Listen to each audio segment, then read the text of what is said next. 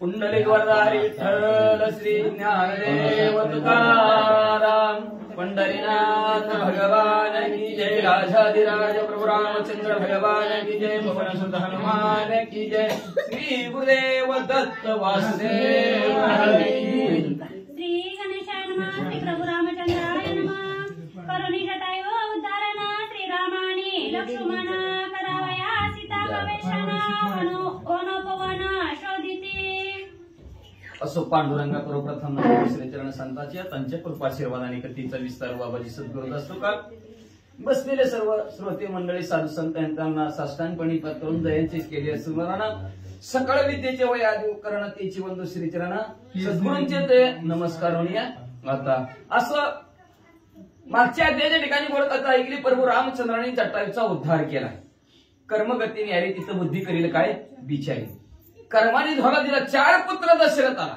4 पुत्र दशरथ राजाला होतं पण एक बी टायमाला वेळेवर नव्हतं पण जटायूचं काय कर्म आहे प्रभू रामचंद्राच्या मांडीवर असणाऱ्या देवाच्या बापाला जी गती प्राप्त झाली नाही ती एका भक्ताला गती प्राप्त करून प्रभू रामचंद्राने दिली ही सुंदर कथा पण असणार मागच्या अध्यायाच्या ठिकाणी ऐकली आता प्रभू रामचंद्राने लक्ष्मणजी दोघंचे दोघं सीतामाऊलीचा शोध घेत घेत वन उपवन हिंडत हिंडत निघालेले कुठपर्यंत आले वन शोधिता लक्ष्मण तव देखता होय अपशकुन तेने भये कंपायमान सांगता होय श्रीरामा थोडस पुढे सरकले लक्ष्मणजी पुढे सरकल्याबरोबर त्यांना अपशकुन वाईट गोष्टी नजरेला येऊ लागल्या वाईट गोष्टी नजरेला आले की लक्ष्मणजी घाबरले काय खरं नाही म्हणले आता कसं काय असं व्हायला लागलं म्हणले प्रभू रामचंद्राच्या जवळ आले आणि घाबरून प्रभू रामचंद्राला काय विचारू लागले ऐका सौमित्र तेजस्वी महावीर परनारी सहोदर सत्यवादी अति पवित्र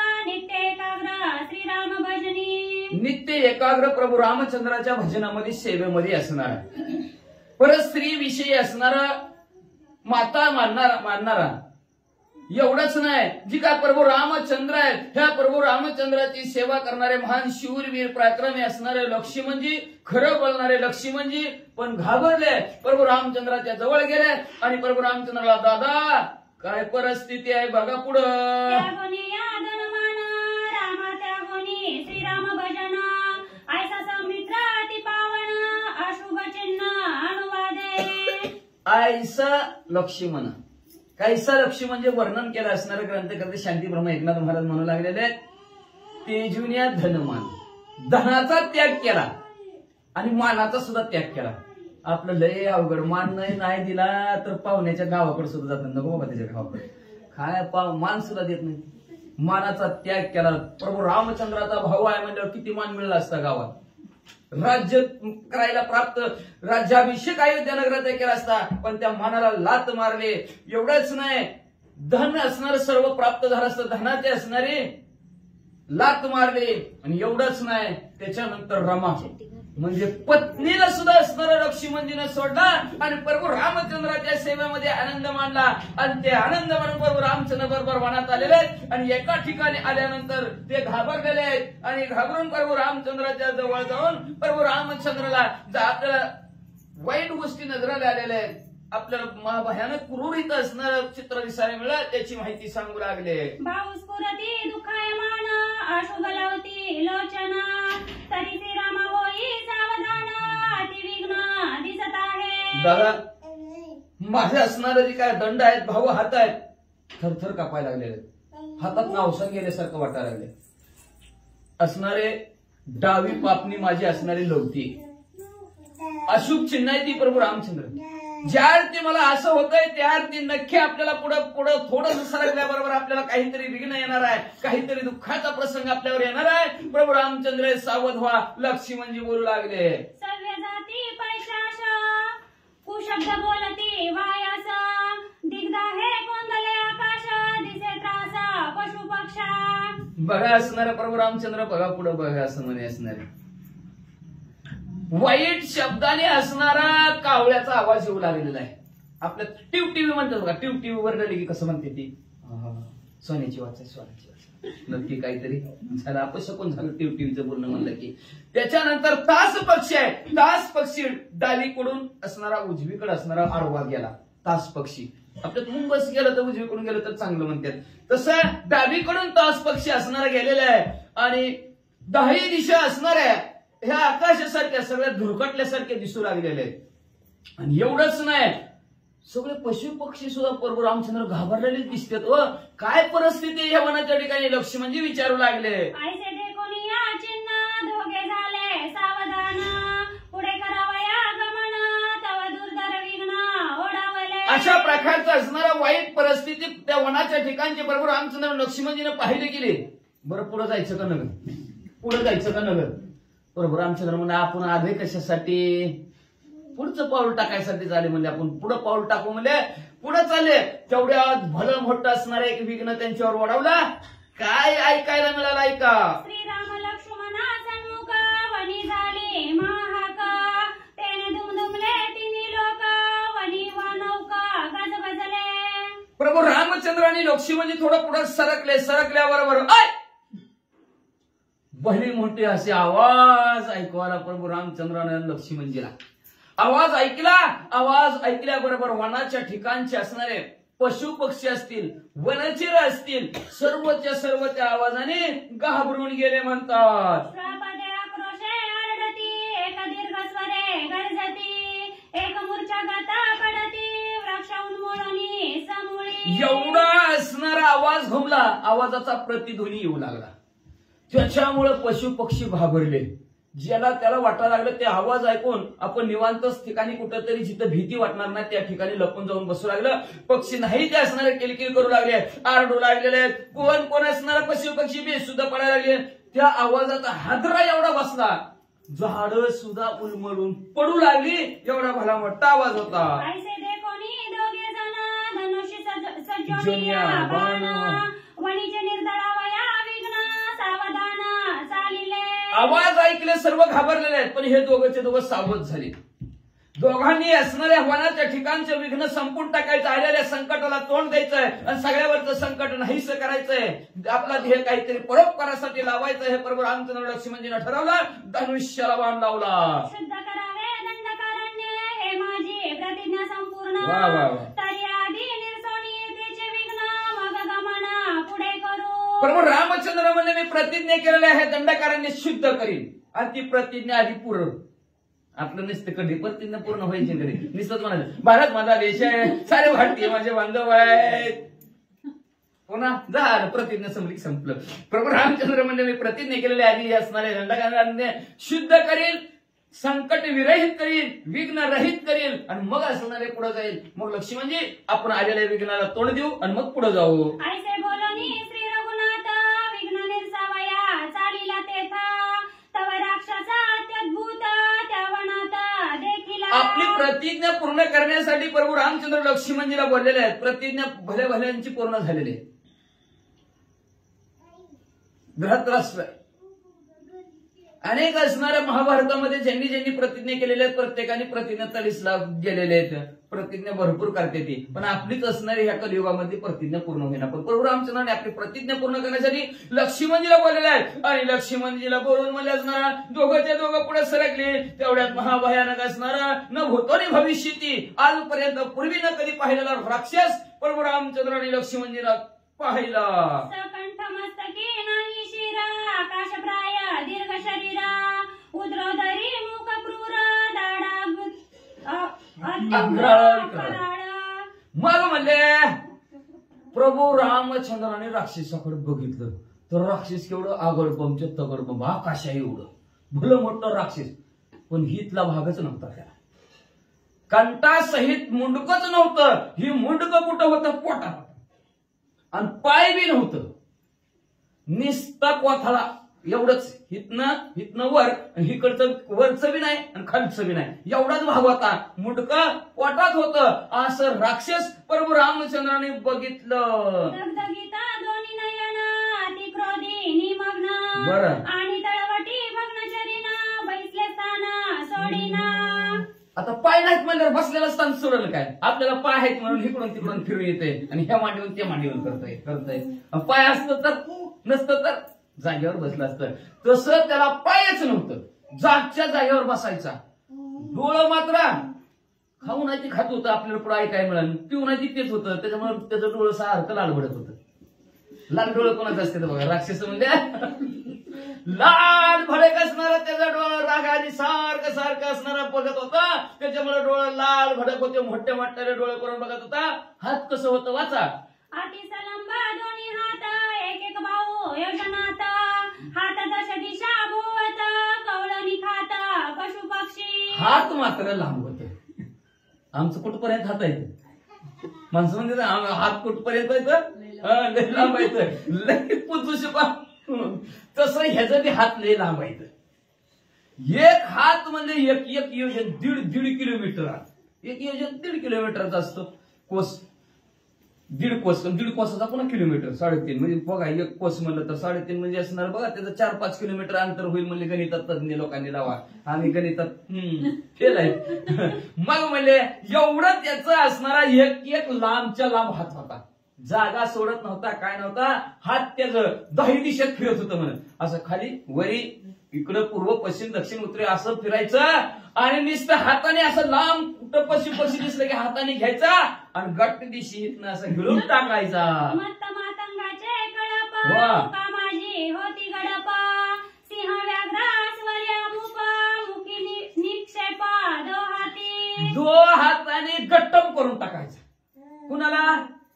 चित्ता दिसल्यावर. चित्तात आला का इकडे? काय नाही, बिबट्या बिबट्या बिबट्या. आता आणावा म्हणतो कबंदाला काल कुठं कुठं उपळायला, आता तिकडे चालेल. आजची बातमी म्हणली असणार. मला वाटतं त्या कबंदाला पुन्हा एकदा या दंडकारण्यात आणावं लागतंय का की बिबट्या पकडायला आली. मग तो म्हणजे असणार, तो कबंद काय करायचा म्हणजे असणार, मदन मस्त झालेल्या हत्तीचं कळप जरी असलं हाताने उसळायचा, गाठ दिशी गळून टाकायचा. चावायची सुद्धा त्याला गरज लागत नव्हती. कळपच्या कळप त्याच्या तोंडात बसायचं. म्हणलं वाघ असतील, सिंह असतील, कोल्हे असतील, काही अरण्यातले पशु पक्षी असणारे हिंस्र पक्षी जरी असले तर गट्टा गट्ट गिळून टाकायचा. पक्षी उडता योजनात धरून निघाली मुखात, पशु वनांतरी चरत कवळणी समजता मुखी घाली. काय परिस्थिती होती त्याची? कसं एखादा पक्षी उडत उडत जरी चालला, हात लांब करायचा, जवळ एक योजन लगेच असं धरायच्या गाडीशी गिळून टाका, पशु पक्षाला गिळून टाकायचा. आता त्या वनाच्या ठिकाणी गायी म्हशी चराय जरी आल्या तरी तो असणाऱ्या गाई म्हशीला उचलायचा आणि आपल्या तोंडात टाकायचा. गाव गाव उंच हात अखंड गगनात भोवता, प्राणीच्या ते न देखत धरुणी मुखात स्वय घाली. अहो त्याचा हात म्हणजे गाव गाव लांब. आता गाव गाठाची वाडी तिथपर्यंत त्याचा लांब म्हणजे हात.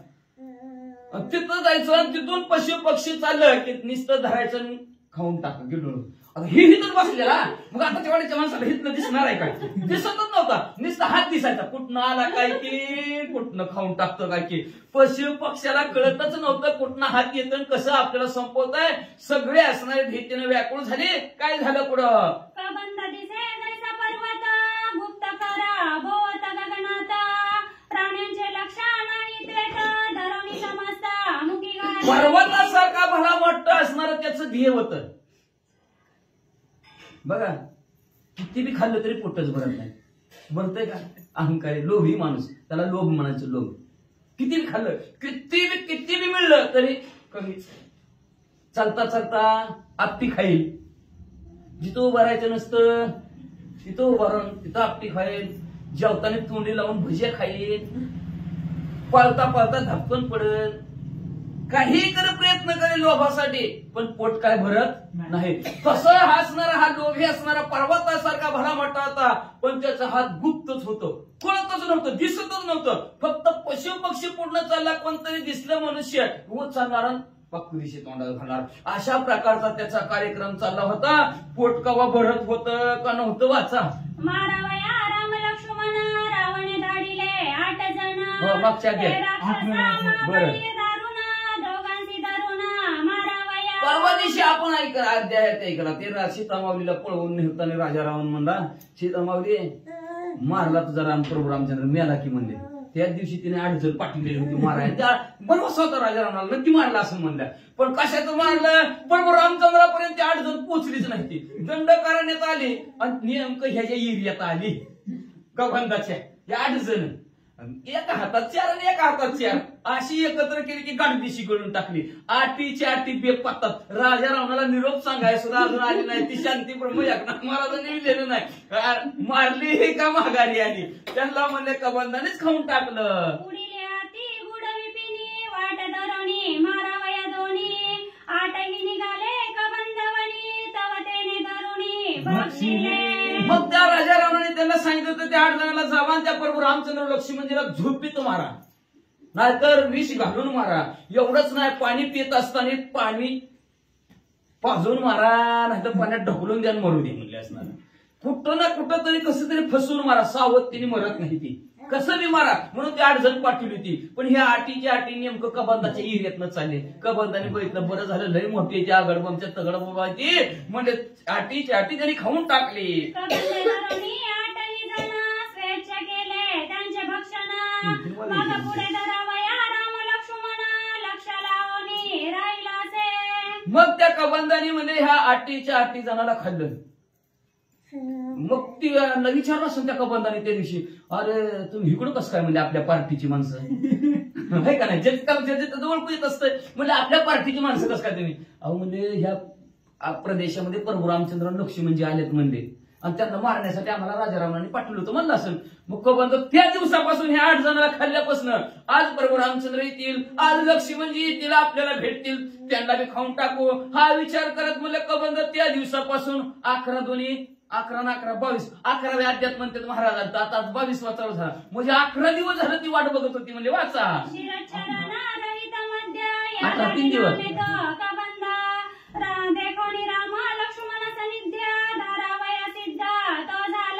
मग असणारा त्याची इच्छा पूर्ण झाली. त्याच अरण्याच्या ठिकाणी प्रभू रामचंद्र आणि लक्ष्मणजी सीता मावलीचा शोध घेत घेत घेत त्याचा हात जिथपर्यंत पोहोचतात त्या एरियात बरोबर प्रभू रामचंद्र आणि लक्ष्मणजी आलेले आहेत. ह्याला हितनच दिसलं आले बाबा म्हणून त्याने आपला हात पसरायला सुरुवात केली. लक्ष्मणी कबंधे दोन्ही भाऊ पसरवणी दोही हाती धरले दोन्ही आवरवणी निज बळे. आपली ताकद सर्व असणारे पणाला लावली त्या हाताच्या ठिकाणी हात दोन्हीच्या दोन्ही पसरलं आणि दोघांना बी कवड्यात घ्यायचं आणि आपल्याकडे हळूहळू वडायला सुरुवात केली. त्यांचे करावया भक्षण कबंधवडी रघुनंदन लक्ष्मण तव श्रीराम ओढे ना अनुप्रमाण देखोनी आपण साशंक. मग आपल्या कवड्यात दोघांना बी धरलं आणि हळूहळू आपल्याकडे वडायला लागला. आता ह्यांना गिळून टाकायचं म्हणून पण वडायला गेला जागचं दोघं बी हल्ला नाही. तिळभर सुद्धा जागची हल्ली नाही ती दोघं. कबंध म्हणला काय भानगड आहे म्हणला कुठलं दिसतं असं हात लावला अशी मुठ दाबली की मुठीत येत होता पटदिशी माझ्या तोंडात जात होता. पण ही जागचीच कस काय हल्ला ना ती मनात शंका निर्माण झाली. पुढे काय करू लागले कबंध माझ कबंधाची निज शक्ती आता दोन्ही माणसे न ओढवती तरी याचे ठाई दुर्धर शक्ती याची कुळवृत्ती कुसोपा. मग म्हणले असणारा कबंध म्हणला वडानाच जोर लगा के हैश्या वडानाच दोन्ही हाताला पुन्हा म्हणू लागला तरी वडानाच जागच्या हलनाच.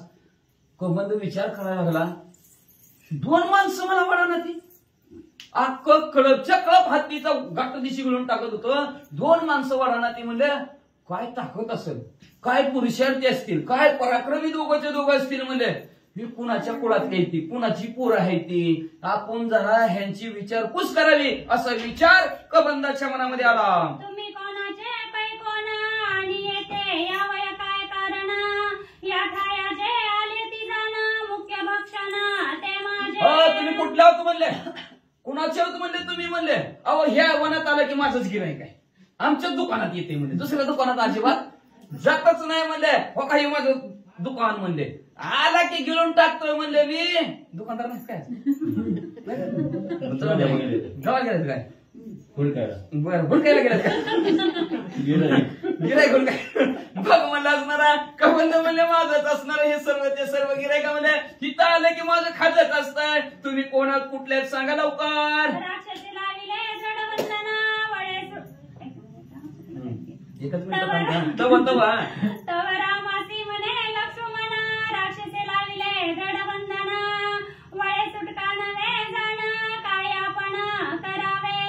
तेवढ्यात लक्ष्मणजी म्हणू लागले दादा धरलं की आपल्याला बी म्हणले आता आता नाही सुटका म्हणले, आपल्याला आता सोडत नाही म्हणले, कसं सुटायच्या ह्याच्या हातून असं लक्ष्मणजी प्रभू रामचंद्राला म्हणू लागले.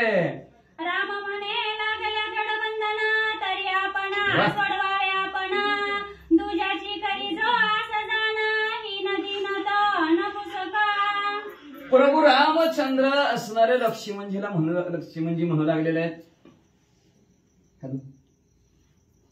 हा बर शिव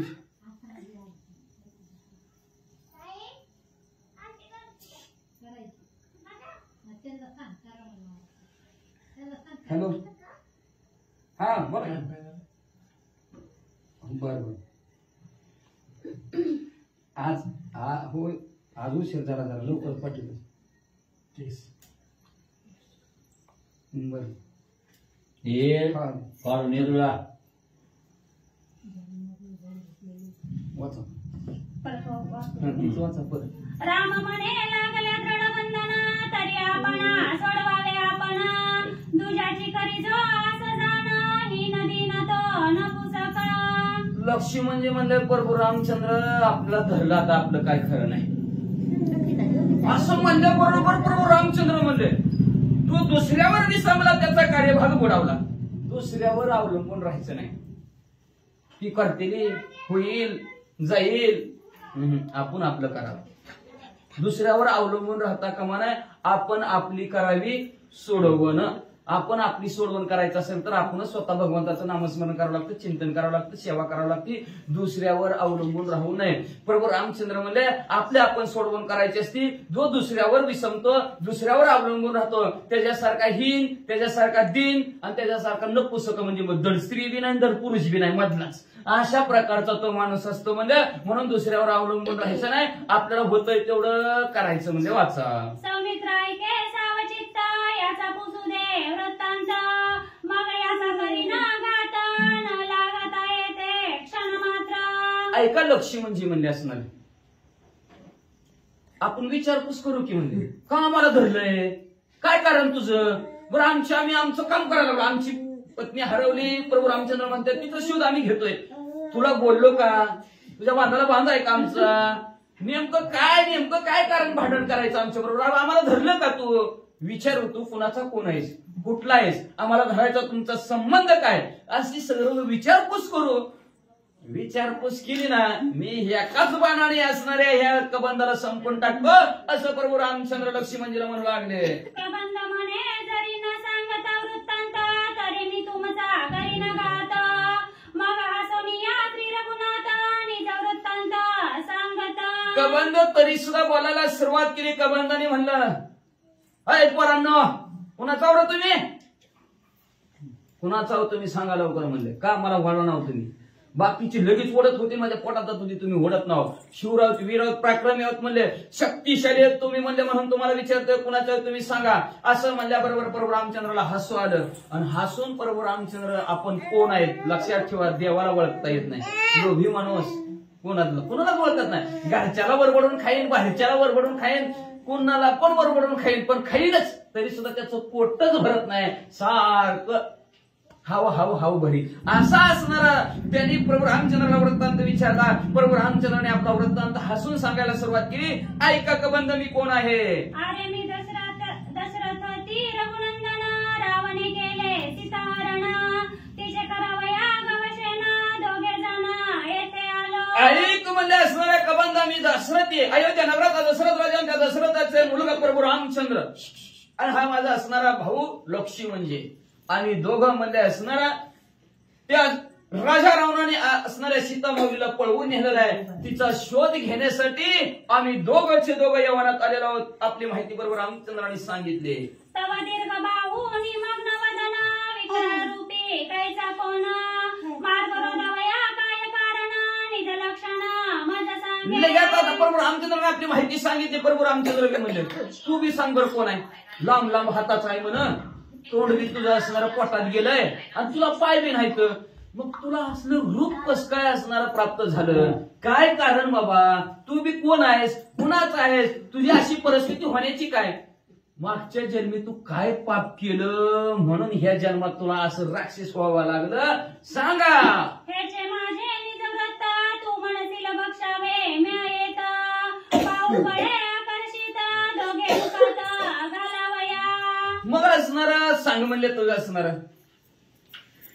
माझं काय आहे माहितीये का, माझं लक्षणच आहे ती. काय लक्षण आहे, कुणी बी हे मनात आलंय की उचलायचं त्याला खाऊन टाकायचं.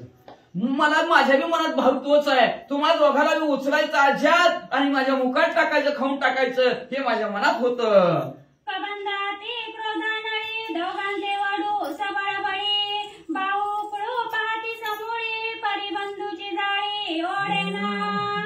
ह्याला म्हणायचं एक आहे तो सेफ आहे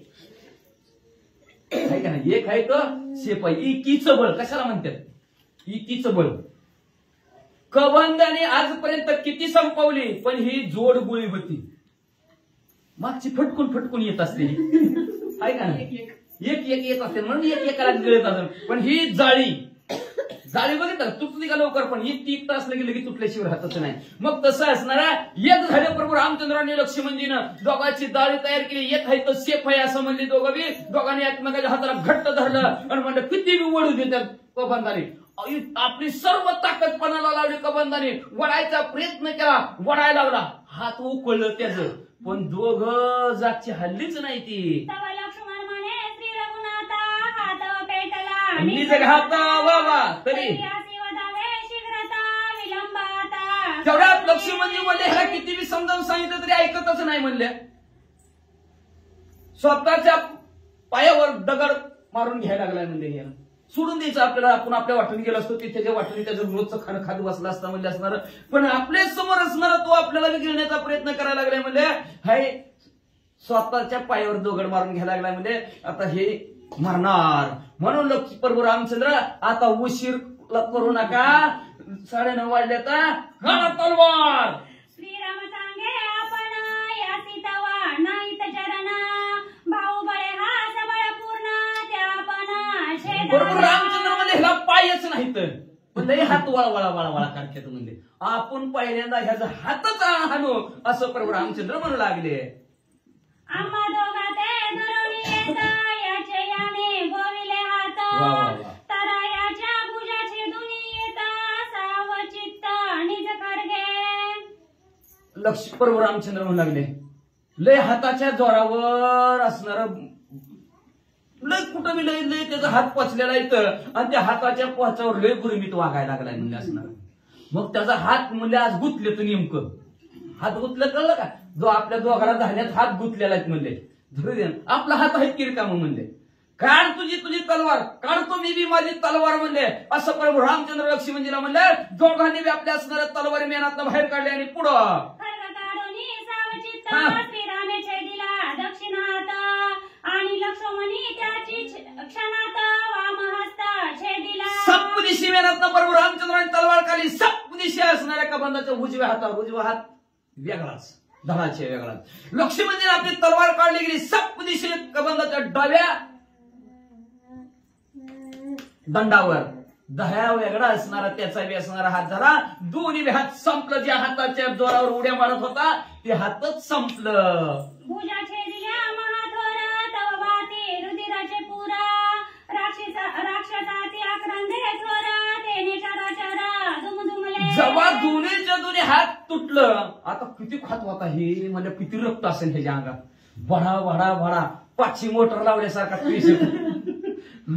रक्त असणारं भडभड वाहू लागलं आणि रक्त वाहू लागल्याबरोबर आता त्याला दुःख झालं, दुःख कानावर झालं, मोठ्याने आरडू लागला, रडायला लागला. त्याचा आवाज एवढा निघला आकाश दुमदुमलं गेलं. परत एकदा त्या परिसरातले पशु पक्षी घाबरले. आवाज कुठनं येतोय, नाद कोंदला वा. अंतराळी नाद कोंदला सप्त पाताळी नादे पक्षी श्वापदे आंधळी बैसली टाळी दिग्गज. एवढ्या भल्या मोठा आवाज लागला, एवढा भला मोठा आवाज लागला दरी खोऱ्यातून प्रतिध्वनी येऊ लागला.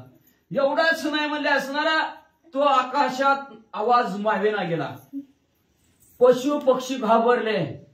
अष्टमहा दिग्गज आहेत, 8 हत्ती आहेत, ते 8 दिशेला 8 हत्ती त्यांनी असणारं सोंडेत पृथ्वी धरलेलं आहे. त्या 8 दिग्गजांच्या सुद्धा कांटाळ्या बसल्या. एवढ्या मोठ्याने वरडला काय राक्षसा कंपायमान तुम्ही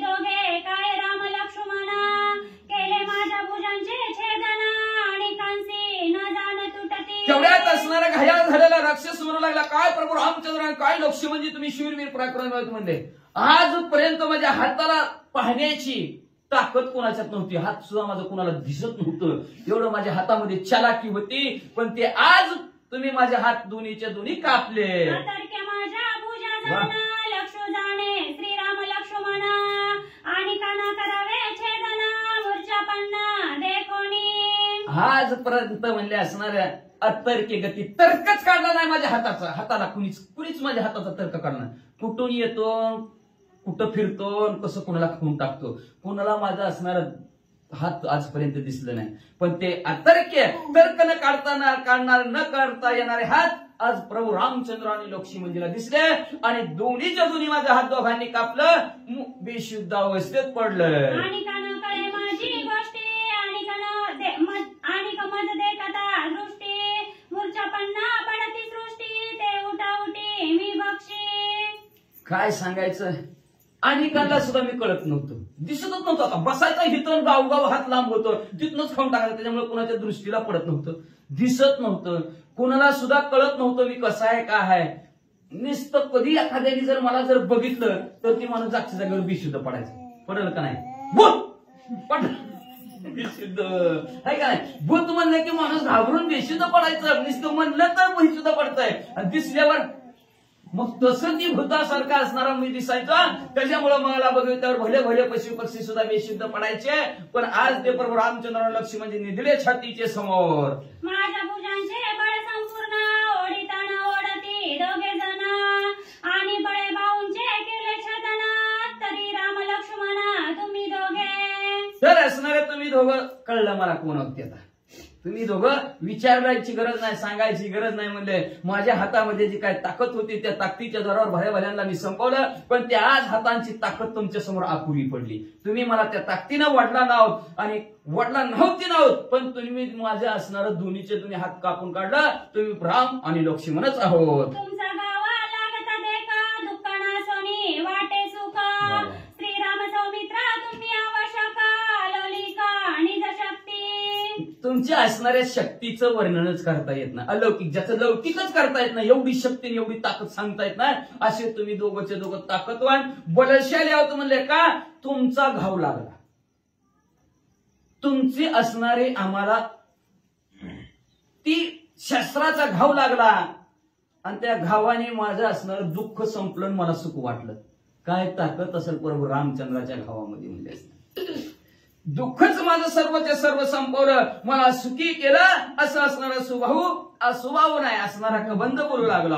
ऐसे ऐकोनी राक्षस वचन सौमित्र सांगे आपण आम्ही दोघे श्रीराम लक्ष्मण सीता गवशेन करू आलो. असं राक्षस बोलल्या बरोबर लक्ष्मणजी म्हणजे हो हो हो हो तुम्ही म्हणता ती बरोबर आहे. हे प्रभू रामचंद्र मी लक्ष्मणजी आम्ही दोघं सीता मावलीचा शोध घेण्यासाठी या वनात आलेलो आहोत. लक्ष्मणाच्या वा तो बंद आपला नाही तर नाही. तव लक्ष्मण पुसे राक्षसासी तरी तू कोण येते वनवासी शिरच्छरणे विन कंदवासी येते रावयासी काय कारण. असं म्हणले असणारे लक्ष्मणजी असणारे त्या कबंधाला विचारू लागले. तू म्हणले तू कुणाचा कोण आहे, कुणाचा सर म्हणजे तू ह्या मनात तुम्हाला राहायची काय गरज म्हणले असणार. आणि इतर राहताव म्हणले, पण म्हणले असणार तुम्हाला मुंडकं ज्या ठिकाणी माणसाला मुंडकं असतं त्या ठिकाणी असणार मुंडकं कसं काय नाही, तुमचं मुंडकं पोटात कसं काय आणि तुम्हाला पाय बी कसं काय नाही तर असं लक्ष्मणजी विचारू लागले. प्रचंड चरणे विना येते कैसे आगमन आणि उदरे दिसे क्रूर वदन दीर्घ दर्शन विक्रळ. कसला असला आगडबमच्या तगडबम पर्वतासारखं तुमचं असणार रूप आहे म्हणले असणार. पाय बी नाही तर मुंडकं बी नाही आणि नुसतं एवढा भाग म्हणले पर्वतासारखा एवढा मोठाच्या मोठा आणि पोटात तोंड म्हणले. तुम्हाला कस काय बरं तुम्हाला एवढी असणारी परिस्थिती तुमच्यावर आली गेली, कस काय तुम्हाला असं रूप दिली देवाने दिलं, काय केलं तुम्ही असं असणार लक्ष्मणजी विचारू लागले. तुझ्या मुखाती पशु पक्षा झाली शांती कवळणी शाप दे दोन्ही हाती ऐसा ती शुद्धार्थी तू कोण. शुद्धार्थी तू कोण. शुद्धार्थी भुक्याच द्याला अजून यांची भूक वाढली. उद्या 150 वय होती मग. बरोबर बरोबर. मला वाटलं ह्यांना लय भूक लागली होती, पळत पळत आलेत म्हणून म्हणतात जीव द्या फुल कटाळ येत जेवण करणार. अहो वाचण्याची भूक म्हणतो आम्ही, ती भूक नाही, ती भूक जेवण आणा म्हणतो पाहुण्याची इथं. खुले बी बुली म्हणले जेवण असं म्हणले असणार आहे. बरोबर.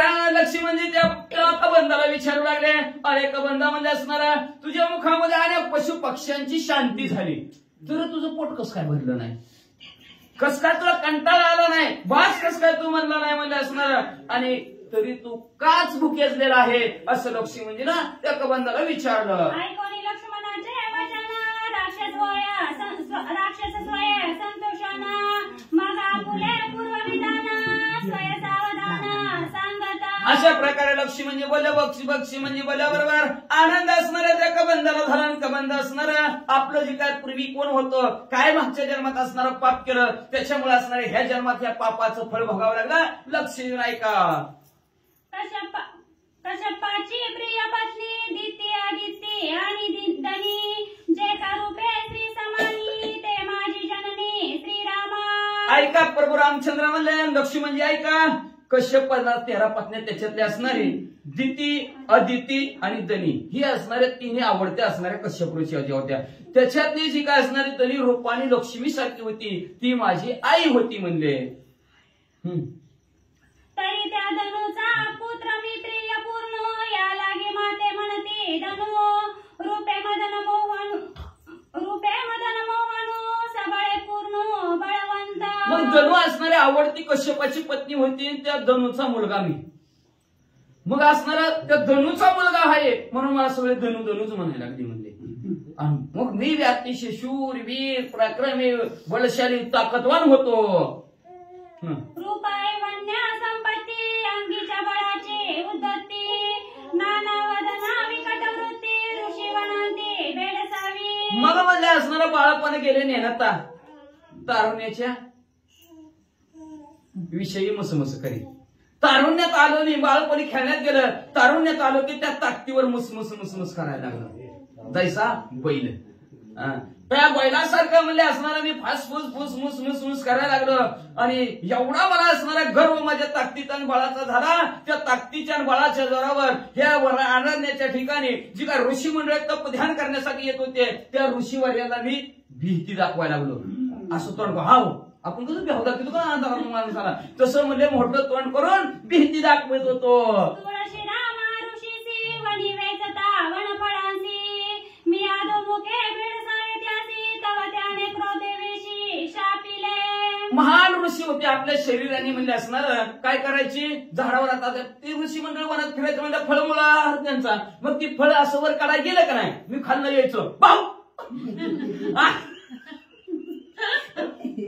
असं म्हणले. मी त्यांना गाडसावतो, त्यांना भिडशिवलं की एका कोण रोज कोण सहन करणार म्हणजे माझी टिंगल आणि टवाळकी. मग म्हणजे असणार माझी टिंगल टवाळकी म्हणजे असणारी सहन त्या ऋषीवर्याला झाली नाही. आणि एक दिवशी त्या ऋषीने म्हणजे मला रागाने म्हणजे शाप दिला. काय शाप दिला ऐका. विक्राळ मुका योजनकारा चरण रहिता स्थूल शरीरा उदरा माझी निमग्न शिरा ओळसिया गोरा. शाप दिला म्हणजे त्या ऋषीवर्यावर याने मला तो अघोर असा राक्षस होतील, एवढा भला वाटतं असणारा राक्षस होतील, अकराळ विक्राळ राक्षस होतील, लय लांब तुझा हात होतील, पण तुला पायच होणार नाही. तू म्हणले पाय तर नाही होणार पण म्हणले मुंडकं सुद्धा तुला होणार नाही, म्हणजे तुझं मुंडकं तुझ्या पोटात जाईल, अशा प्रकारचा शाप दिला. मग त्याच्या धरणीचरण उशाप मागितला आपण करता सीता गवशेना लक्ष्मणा मग म्हणजे असणं मी त्या ऋषीवर्याला शरण गेलं. काकू त्याला म्हणजे जाऊ दे चुकलं म्हणजे भीती ती तारुण्याच्या असणाऱ्या अवस्थेमध्ये लय मधामध्ये लय ताकदीने उगं भेडसावायला गेलो. तुम्हाला माझ्याकडून चूक झाली, पुन्हा अशा प्रकारची चूक होणार नाही, मला उशाप द्या. मग ते ऋषी मंडळीला त्यांची किंवा आल्यानंतर त्या ऋषी मंडळीनं असणार उशाप दिला. प्रभू रामचंद्र आणि लक्ष्मी म्हणजे ह्याच वनाच्या ठिकाणी सीतामाऊलीचा शोध घेण्यासाठी येतील. सीतामाऊलीचा शोध घेत असताना त्यांचं आणि तुमचं दर्शन होईल, भेट होईल. दोघे दोन्ही भाऊ छेदती तेव्हा तू पावसी उद्धार गती ऐसी वरदोक्ती ऋषी वदला. ऋषीनं असणारा आशीर्वाद दिला, वरदान दिलं. तुम्ही म्हणले असणारा त्या दंडकारण्याच्या ठिकाणी पडसाल, लांब हात तुमच्या येतील, तुम्ही सगळ्यांना त्या वनाच्या ठिकाणचा असणारा सगळ्यांना उपद्रव, सगळ्यांना कष्टी दुःखी करचाल, पण त्याच वनात प्रभू रामचंद्र लक्ष्मीजी सीतामाऊलीच्या शोधासाठी आलं ना, तुम्ही त्यांना गिळायला जाचाल. गिळायला गेले की ते तुमचे हात दोघेचे दोघं एक एक हात कापून टाकतील. हात कापल्याबरोबर तुम्हाला सुख आनंद प्रभू रामचंद्र देतील, तुमचा उद्धार होईल, ती राक्षसी रूप जाईल, पुन्हा दिव्य असणाऱ्या माणसाच्या रूपात तुम्ही याचाल. आणि माझी उद्धती ते मी सांगे तुम्हा प्रती, प्रजापती तपोनिवृत्ती संतोषोनी. मग म्हणले अजून एक तुम्हाला असणारे माझं असणारं वरदानाची एक गोष्ट सांगतो म्हणले, तुम्हाला ऐका म्हणले. मी पूर्वी असणारं तप केलं, तप केल्यानंतर मला असणारे ब्रह्मदेव प्रसन्न झाले आणि त्या ब्रह्मदेवाने मला काय वरदान दिलं सांगू का? सांगा म्हणते. तपे प्रसन्न केला विधाता, ब्रह्मशाप अनिवार्य म्हणता, द्विजशापी नचले सामर्थ्यता, म्हणे नानकपा ऋषी भाषिता. मग म्हणले असणारा ब्रह्मदेव प्रसन्न झाले. प्रसन्न ब्रह्मदेव झाल्यानंतर म्हणले असणारा ब्रह्मशाप आहे, त्याचं निवारण करता यावं असणार म्हणजे. एवढंच नाही म्हणले असणार, ते असणारा शाप दिलेला ब्राह्मणावर चालणार नाही, अशा प्रकारचा उशाप ब्रह्मदेवाकडून मागून घेतला. न निवारावे ऋषी शापासी, मग मागितले दीर्घायुष्यासी, ब्रह्मयाने देऊनी त्या वनासी, अदृश्यसी तो गेला. मग म्हणले असणारा ब्रह्मदेवाने तप केल्यानंतर ब्रह्मदेव प्रसन्न झाले. प्रसन्न झाल्यावर म्हणले असणार त्या ऋषी शापाचं निवारण व्हावं, पण ब्रह्मदेव म्हणले होणार नाही, ब्रह्माचा लेखन कधी न चुका.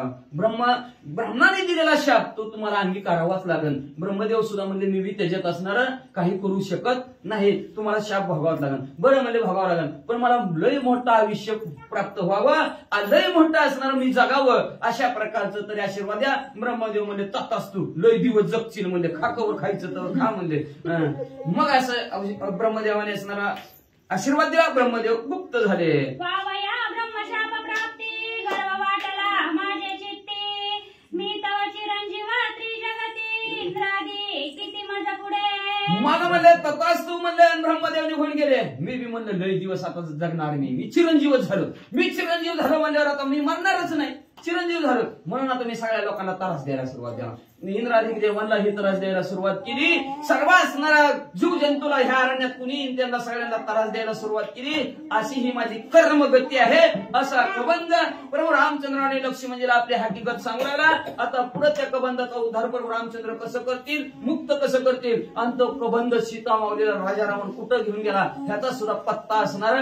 पुढचा मुक्काम प्रभू रामचंद्राला कुठं करायचा. प्रभू रामचंद्र म्हणते बरं रात्रभर तुझ्या पैसेच बसतो म्हणजे का पाहायचे म्हणजे आजचे दिवस, उद्या त्याला तुम्हाला सांग पत्ता. कबंध म्हणता बरं बरं उद्या त्याला 8 वाजता सांगतो. पुंडलिक वंदना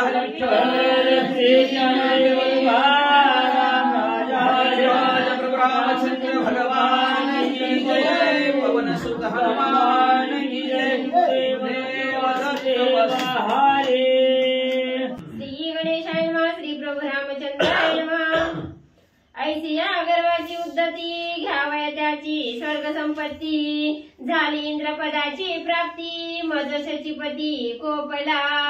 श्री गणेशाला वंदन करून प्रभू रामचंद्राचं स्मरण आणि सद्गुरूशी शरण जाऊन कथेचं अनुसंधान असणारा त्या ठिकाणी राम लक्ष्मणाला आणि कबंध राक्षस त्या ठिकाणी आपली माहिती त्या ठिकाणी सांगू लागलेला आहे की हा असणारा एवढा अवाढव्य देह असणारा देह आहे आणि तो देह असताना असणारं मुख तोंड हे असणारं उदराच्या ठिकाणी आहे, पोटाच्या ठिकाणी त्या ठिकाणी, आणि 12 गावं असणारा हात त्या ठिकाणी लांब आहे. मग असा असणारा देह पाळण्याचं कारण काय त्या ठिकाणी रामाने विचारलं गेलं.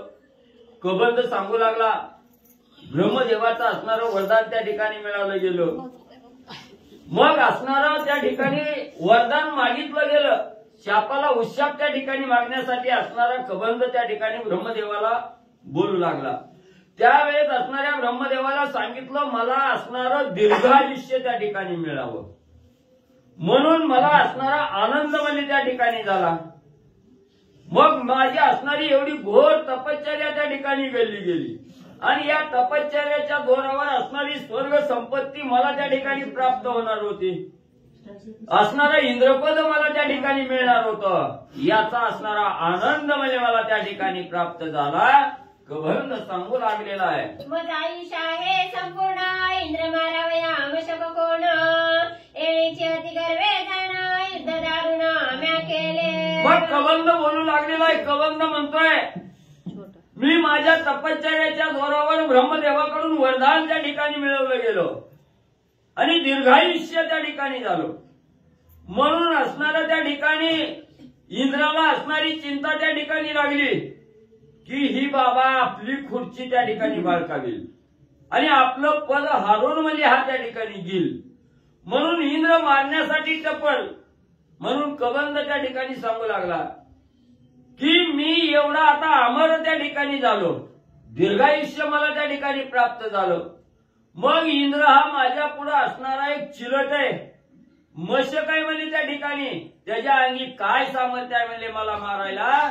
म्हणून असणारा कबंध त्या ठिकाणी बोलू लागलेला आहे. तीक्ष्ण वज्र शतधारा घाय आणि त्याला पुरा शरीर निमग्न केले शिरा चरणधारा खंडिले. मग असणाऱ्या इंद्राने ठरविलं गेलं माझी खुर्ची बाळकावल म्हणून ह्याला काहीतरी विघ्न त्या ठिकाणी करावं. म्हणून इंद्राच्या हातात अतिशय तीक्ष्ण असणारं शस्त्र म्हणजे वज्र आहे त्या ठिकाणी आणि या असणाऱ्या वज्राचा घाव त्या ठिकाणी माझ्या असणाऱ्या देहावर त्या ठिकाणी घातला गेला. मग माझं शरीर त्या ठिकाणी छिन्न विछिन्न त्या ठिकाणी केलं. असणारं त्या ठिकाणी एवढा मार म्हणजे असणाऱ्या इंद्रानं त्या ठिकाणी आणि दिला गेला. काय दुःखी झालो अत्यंत इंद्रासी म्हणे मी न करी घात तेव्हा तो म्हणे तू चिरंजीवित जीवितांत घडेना. मग त्या ठिकाणी असणारं म्हणजे ज्या वेळेस इंद्रानं मला म्हणजे असणारं घाव त्या ठिकाणी घातला, माझी असणारी वाताहत त्या ठिकाणी झाली. त्यावेळेस मी काकुतीला येऊन इंद्राला म्हणलं इंद्रदेवा मला त्या ठिकाणी सोडा वाचवा. मी काय तुम्हाला म्हणजे त्या ठिकाणी घात करीत नाही, तुम्हाला त्या ठिकाणी मारित नाही. जेव्हा मी मारित नाही म्हणून सांगितलं त्यावेळेस असणाऱ्या इंद्रदेवानी तथास्तु म्हणजे तू चिरंजीव म्हणजे त्या ठिकाणी होशील असं सांगितलं गेलं आणि म्हणजे सोडलं. ऐसे बोलता सुरपती मजाली ब्रह्मशाप प्राप्ती क्षण माझी पडली भ्रांती अति उन्मत्ती राक्षस. मग त्या ठिकाणी असणारं म्हणजे ब्रह्मदेवानं असणाऱ्या इंद्रानं म्हणजे त्या ठिकाणी मला असणारा चिरंजीव त्या ठिकाणी केलं. त्यावेळेस माझ्या असणाऱ्या मनाला खात्री पटली की ब्रह्मदेवानं जो उशाप त्या ठिकाणी दिलेला होता, कोणता उशाप होता, राक्षस म्हणून त्या ठिकाणी पडशील आणि तुझ्या या असणाऱ्या देहाचा उद्धार करण्यासाठी राम लक्ष्मण वनामध्ये त्या ठिकाणी येतील आणि तुझा उद्धार करतील. याची वेळ आल्याची मला त्या ठिकाणी कल्पना झाली आणि एका क्षणात म्हणजे मला असणारी भ्रांती त्या ठिकाणी चालली गेली. असणारा कबंध सांगू लागलेला आहे. उदर उदरी दिदळे मुख अति विकराळ आणि विकट दोन्ही हाता योजन एक अति आघात आणि वार. मग लगेच असणाऱ्या त्या ठिकाणी भ्रांती चालली. असणारं तोंड म्हणजे असणारं पोटाच्या ठिकाणी त्या ठिकाणी आलं आणि लगेच असणारं एक योजन असणारं म्हणजे एक योजन म्हणजे असणारं 4 कोसाचं अंतर.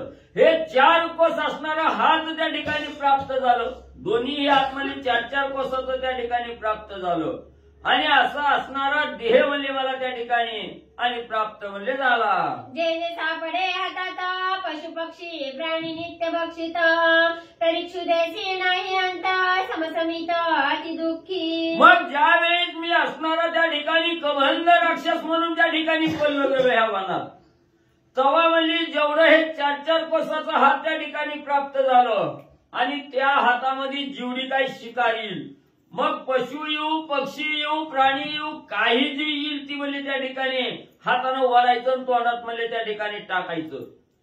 किती जरी खाल्लं तरी काय माझी भूक त्या ठिकाणी भागत नव्हती, माझी इच्छा पूर्ण त्या ठिकाणी होत नव्हती, तृप्ती काय होत नव्हती म्हणले. नवल कैसे श्री रघुनाथा काय खाऊ हे चिंता आणि कनाठवेची सर्वता उदरावस्था अति दुःखी. मग रामा रामा काय सांगू म्हणजे तुम्हाला माझी असणारी अवस्था त्या ठिकाणी.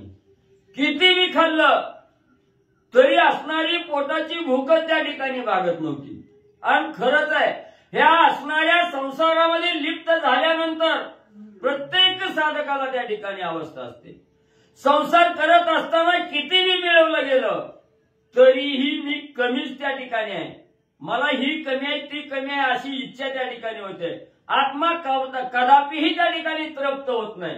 म्हणून रामा तुम्हाला सांगतो म्हणजे मी एवढं पशु गिळले गेले, प्राणी खाल्ले, जे खायचं नाही ती खाल्लं, तरीही माझ्या पोटाची काय भूक भागत नव्हती. तळमळच सदा म्हणजे मनाच्या ठिकाणी आणि राहत होते. पोटाची चिंते हाती जगासी पडली अति भ्रांती. हृदय नाठवे श्री रघुपती ऐसा दुःखावर्त उदरार्थ.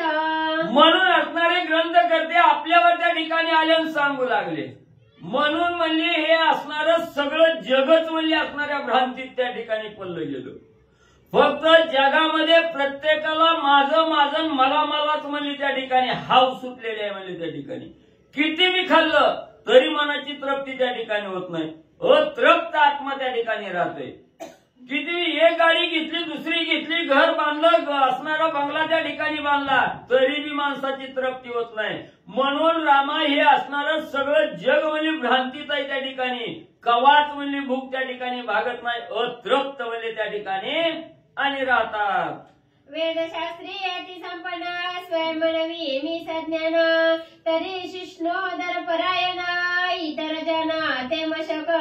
मग त्या ठिकाणी असणारे ग्रंथकर्ते सांगू लागले की एवढं म्हणजे असणारं ब्रह्मपरायण, ज्याला असणारं ब्रह्म जाणण्याची असणारी शक्ती आहे त्या ठिकाणी, एवढे श्रेष्ठ महान संत जरी त्या ठिकाणी असले तरी त्यांचा आत्मा कवा तृप्त त्या ठिकाणी होत नाही. त्यांची भूक कवा त्या ठिकाणी शमत नाही. सदा अतृप्त त्या ठिकाणी राहतात.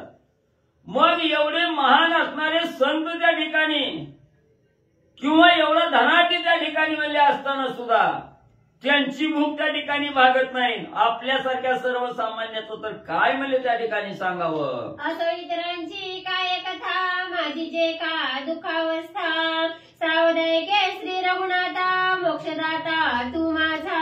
म्हणून रामा असणारं जगाची रीतच आहे म्हणजे त्या ठिकाणी किती बी मिळवलं तरी अजून पुढची आशा त्या ठिकाणी होते. ती आशा परिपूर्ण झाली की अजून दुसरी आशा म्हणजे त्या ठिकाणी उत्पन्न होती. ही जगाची रीत आहे म्हणजे त्या ठिकाणी. असू द्या त्या जगाचं लोकांचं कशाला सांगायचं म्हणजे माझंच बघा म्हणजे काय झालंय, माझी कशी फजिती झाली, माझी काय अवस्था त्या ठिकाणी झाली, कशी झाली सांगतो रामा म्हणजे तुम्हाला सावध ऐका. या देहाचे संगती अति दुःखी मी श्री रघुपती. मृतपिंड प्राय नाही गती निंद्य सर्वार्थी सर्वस्वे. काय सांगू रामा, हा असणारा देह मला प्राप्त त्या ठिकाणी झाला, पण या देहाच्या संगतीत आल्यावर म्हणजे सुख कुणाला त्या ठिकाणी मिळालं. जो साधक देहावर त्या ठिकाणी आला या देहाच्या संगतीत आलं की राब त्या ठिकाणी राबावं लागतंय. पहाटे उठायचं, दिवसभर काम त्या ठिकाणी करायचं, रात्री झोप असतो म्हणजे या देहाच्या संगतीत म्हणजे काम आहे. या संगतीत सुख म्हणजे कवा सुद्धा त्या ठिकाणी लागत नाही. आणि हा देह मला प्राप्त झाल्याबरोबर म्हणजे त्या ठिकाणी अनेक वेदना त्या ठिकाणी भोगाव्या लागल्या, अनेक संकटाला त्या ठिकाणी सामोरं जावं लागलं. म्हणून म्हणले रामा या देहाच्या संगतीत मला दुःखच म्हणजे त्या ठिकाणी भोगायला मिळतं. याची नाही गमनगती नाही अंतरी शुद्धमती. बाह्यक्रिया जीवघाती निंद सर्वार्थी सर्वस्वे. मग कसा एवढा दिसायला सुंदर असणारा देह आहे त्या ठिकाणी, पण या देहाला मोक्ष त्या ठिकाणी मिळत नाही. का मिळत नाही, कसा मिळत नाही तर आपण असणाऱ्या मातीचा जर असणारा देह त्या ठिकाणी निर्माण केला किंवा मातीचा असणारा पिंड त्या ठिकाणी निर्माण केला, त्या मातीच्या पिंडाला केव्हा असणारा मोक्ष त्या ठिकाणी प्राप्त होईल का? तसा हा मृतप्राय असणारा देह आहे त्या ठिकाणी, त्याला कवाच म्हणजे मोक्ष त्या ठिकाणी मिळत नाही. मग या देहाच्या संगतीत आल्यावर काय काय काम त्या ठिकाणी केलं, अंतर्यामी त्या ठिकाणी बघितलं, या देहामध्ये आतमध्ये निरखून त्या ठिकाणी बघितलं तर सदा दुसऱ्याचा असणारा द्वेष करायचा, दुसऱ्याचा असणारा मत्सर त्या ठिकाणी करायचा, दुसऱ्याला वाईट वक्त त्या ठिकाणी बोलायचं, तिरस्कार त्या ठिकाणी करायचा. ही आतली मळ झाली. आणि बाहेरनं त्या ठिकाणी बाह्यकारी बघितलं गेलं तर काय रोज उठून असणारा हात पसरायचं आणि जी काही समोर येतं तेवढं येऊ द्याच म्हणायचं आणि गिळायचं त्या ठिकाणी. मग चांगला वाईट विचार त्या ठिकाणी केला नाही. का तर उदराची भूक भागवायची म्हणून पक्षी बघितला नाही प्राणी बघितला नाही त्या ठिकाणी, सगळ्याला फक्त चावायचं काम केलं, सगळ्याचं फक्त पैसे उडवायचं काम त्या ठिकाणी केलं. म्हणून हे बाह्यकारी एवढं वर्तन माझ्याकडून त्या ठिकाणी घडलं गेलं. त्याच्यामुळं या देहामध्ये सुख नाही, या देहाच्या संगतीत आल्याबरोबर असणारं दुःख त्या ठिकाणी भोगायला प्राप्त होतं. कवंत राक्षस रामांना सांगू लागला, मारुणी खावे जीव मात्र न म्हणे ब्राह्मण क्षत्रिय शूद्र, ऐसा राक्षस आम्ही अपवित्र दुःखे दरदर अति दुःखी. काय केलं मी असणाऱ्या देहाला, हा देह मला प्राप्त त्या ठिकाणी झाला, मग माझी भूक त्या ठिकाणी वाढली गेली, आशा वाढली गेली. आणि या भुकेचं आशेचं शमन करण्यासाठी पुढं कोण येतं हे त्या ठिकाणी बघितलं नाही. साधू येतोय का संत येतोय त्या ठिकाणी, का तपस्वी येतोय का प्राणी त्या ठिकाणी येतोय, ही कशाचीच इच्छा त्या ठिकाणी केली नाही. मग जी काही मिळेल ती, जे खायचं नाही ती बी मला त्या ठिकाणी खायला लागलो, जे प्यायचं नाही ती बी त्या ठिकाणी प्यायला लागलो. ज्या असणारा साधू आला, ब्राह्मण आला, कोणी बी आलं तरी म्हणजे त्याला गाठशिरी खायचं काम फक्त मी आणि त्या ठिकाणी करत राहिलो. तरी शाप भाग्य स्तव जाण तुम्ही आले ती दोघे जण, तरी हे नव्हे सीता गवेषण माझे उद्धरण करू आला. म्हणून रामा या देहाच्या संगतीत आल्यावर जी करायचं नाही ती करीत त्या ठिकाणी बसलो, पण माझं उदयाला नशीब आज त्या ठिकाणी आलं. कशामुळे आलं, ज्या वेळेस ब्रह्मदेवानं मला उशाप त्या ठिकाणी दिला तेवढं मला असणारं योग्य म्हणजे त्या ठिकाणी वाटलं गेलं, त्याचा फायदा म्हणजे आज मला त्या ठिकाणी झाला. आणि त्या उशापामुळे तुमचं असणारं दर्शन त्या ठिकाणी घडलं. तुम्ही म्हणजे माझ्या जवळ त्या ठिकाणी आला, ही तुम्ही तुमच्या कार्यासाठी आलेलं नव्ह, सीतामाऊलीचा शोध घ्यायला त्या ठिकाणी आलेलं नव्ह, किंवा सीतेच्या दुःखासाठी तुम्ही आलेलं नव्ह या ठिकाणी, तर माझ्यावर कृपा करण्यासाठी तुम्ही या ठिकाणी आला. असं कबंध राक्षस राम लक्ष्मणांना बोलू लागला. करिता माझे बाहुच्छेदन छेदिला माझा देहाभिमान, गाय केले सावधान सुख संपन्न श्रीराम. आणि रामा म्हणजे आज म्हणजे इथं तुम्ही आला आणि ज्याचा मला अभिमान होता, हा सुंदर देह मला त्या ठिकाणी मिळाला गेला. आणि या देहाच्या संगतीनं मी एवढा प्राणी मात्राला त्या ठिकाणी त्रास दिला, खाल्लं गेलं. म्हणून माझ्यासारखा देहच कोणाचा नाही ही अभिमान माझ्या अंगाच्या ठिकाणी होता. आणि ज्या वेळेस तुम्ही असणारा उजव्या हाताचं छेदन रामाच्या ठिकाणी केलं, लक्ष्मणाने डाव्या हाताचं छेदन ज्यावेळेस त्या ठिकाणी केलं, त्यावेळेस या असणाऱ्या देहाचा अभिमान त्या ठिकाणी संपला गेला. आणि कशासाठी आलोय, काय करायचं, ह्या देह कशासाठी प्राप्त झालता याची जाण म्हणजे त्या ठिकाणी आला. सगळं तुम्ही असणाऱ्या गर्वाचं देहाचं जे अभिमान त्या ठिकाणी होता, हे सगळ्याचं छेदन म्हणजे रामा तुम्ही आज माझं केलं. म्हणून कबंध राक्षस रामांना बोलू लागला, तुम्ही दोघे पूर्ण पुरुष सत्वनिष्ठ सद्विवेक, तुमचे चरण सुखदायक सदा सात्विक तुमचे. आणि कसं आहे, तुम्ही दोघंही म्हणजे त्या ठिकाणी सात्विक आहेत म्हणजे त्या ठिकाणी. तुमचं चरण म्हणजे ज्याला ज्याला ज्या ठिकाणी लागतात त्या साधकाला असणारी म्हणजे त्या ठिकाणी उन्नती करणारा म्हणजे तुमचं चरण आहे त्या ठिकाणी. त्या साधकाला आनंद प्राप्त देणारा म्हणजे तुमचं चरण आहे त्या ठिकाणी. त्या साधकाला मुक्त करणारं म्हणजे तुमचं चरण आहे. एवढं सामर्थ्य म्हणजे तुमच्या दोघांच्या चरणामध्ये आणि त्या ठिकाणी आहे. कबंध राक्षस बोलू लागलेला आहे, ऐसे तुम्ही धीरवीर सत्व स्वरूप महाशूर, तुम्ही निज धर्माचे माहेर चिरचिन मात्र तुम्ही दोघे. आणि तुम्ही दोघंही त्या ठिकाणी कसे आहे, धीर वीर आहे त्या ठिकाणी आणि धर्माचं रक्षण करणारे सात्विक आहेत. तुमच्या जवळ खोटं काही त्या ठिकाणी नसतं. सत्य आणि सत्य त्रिकालवादी सत्य म्हणजे फक्त तुमच्या जवळ त्या ठिकाणी असतं. आणि समोरच्याला असणारा मोक्ष प्राप्त करून देण्याचं सामर्थ्य तुमच्या मध्ये त्या ठिकाणी सामावलं गेलं. एवढा आनंद तुमच्या चरण पाहिल्यानं त्या ठिकाणी प्राप्त होतो. एवढं सामर्थ्य राम लक्ष्मणा तुमच्या दोघांच्या आणि मध्ये आहे. तुम्हाचे देखताची दृष्टी निमळल्या विद्या पापे कोटी, सुख स्वरूपी झाली भेटी कृपाळ सृष्टी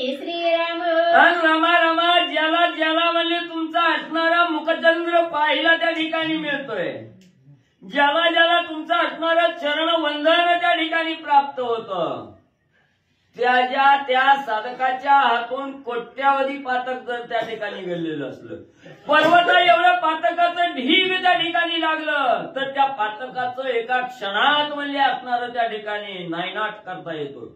एवढं तुमच्या असणाऱ्या दर्शनानं, तुमच्या असणाऱ्या मुख पाहण्यानं म्हणजे त्या असणाऱ्या साधकाला म्हणजे आनंद प्राप्त होतो.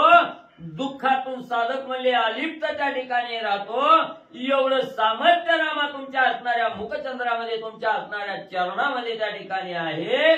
कवंद राक्षस रामाची स्तुती करून बोलू लागलेला आहे. तुम्ही दोघे अलौकिका तुमच्या चरणा ओळंगता देख, दुःख छेदुनी दिले सुख परमपुरुष तुम्ही दोघे.